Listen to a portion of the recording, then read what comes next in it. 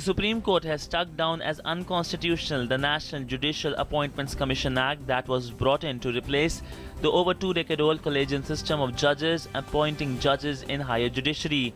The judgment will enable the collegium system to continue. Second phase of Bihar elections is over. 55% voting was recorded in the second phase, in which 6 districts went to the poll. The poll was conducted in a peaceful manner.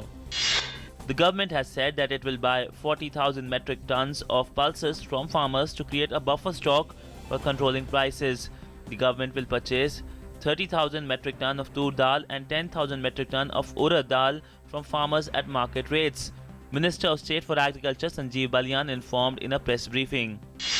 Members of Niti Aayog, Professor Ramesh Chand has said that the volatility on onion prices can be managed through appropriate mechanisms and interventions. These measures include, among others, enhancing of storage infrastructure, stocking of onions by central agencies like NAFED and state-level agencies. In addition, promoting onion cultivation in states like Uttar Pradesh and popularizing onion production in Kharif season can be the option.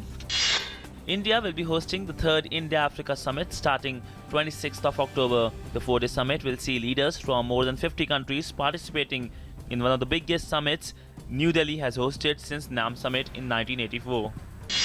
Facebook CEO Mark Zuckerberg is coming to India to host a town hall Q&A at IIT Delhi on October 28th. Zuckerberg confirmed this news via a post on his Facebook page. This follows Prime Minister Narendra Modi's visit to Facebook headquarters, where he took part in similar Q&A session just a month ago. Markets this week saw a range-bound session on hopes of stimulus in China and Japan and disappointing corporate earnings of India Inc. On macroeconomic front, the latest data showed acceleration in consumer price inflation in September 2015, mainly due to increase in vegetable prices. Railway plans to suspend 2 senior officials of Northern Railways following searches carried out by the CBI at 13 locations and recovery of 20 crore rupees in cash in connection with alleged corruption in supply of packaged drinking water in premium trains. CBI had recovered 20 crore rupees in cash during searches at 13 locations against 2 former Northern Railways officials and 7 private firms in connection with alleged corruption in supply of packaged drinking water other than the mandatory Rail Neer in premium trains. CBI has carried out searches at the residence of former BCCI President A.C. Muthaiya after registering a case of alleged bank fraud of 274 crore rupees against him and 3 directors of his first leasing company of India. The Maharashtra government has declared a drought-like condition in 14,708 of the state's 43,000 villages. This means the drought covers 34% of the state. This is the second successive year of drought in Maharashtra. The international crude oil prices of the Indian basket currently stands at $46.68 per barrel as of 15th October 2015. In rupee terms, the price of the Indian basket decreased to 3,025.97 rupees per barrel on 15th of October as compared to 3,051.12 rupees per barrel on 14th of October. This is a fall of 25 rupees. Hungary has closed its border with Croatia in an effort to stem the flow of migrants through the country en route to Western Europe. Croatia said that it would begin directing migrants to Slovenia instead. Hungary has been a major transit country for migrants, many of whom aim to continue on to Austria and Germany. Indian steel giant Tata Steel is expected to announce 1,200 job cuts at its plant in the UK next week, according to the British media reports.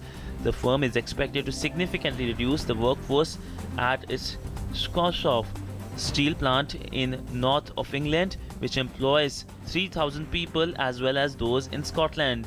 The company declined to confirm the job cuts but said that it had been facing challenges in UK such as surge in steel imports and the strong pound. The United Nations Security Council held a special meeting to discuss the recent spate of violence between Israel and the Palestinians, in which 39 people have been killed over the past 2 weeks.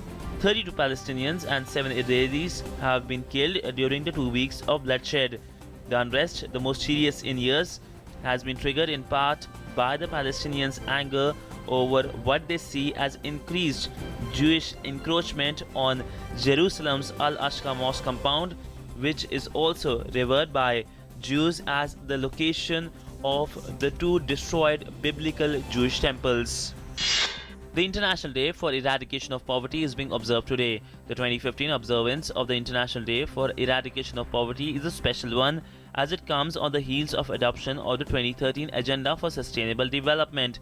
The agenda, which succeeds the Millennium Development Goal, contains 17 new and ambitious goals. Foremost among them is to end the poverty in all its forms elsewhere.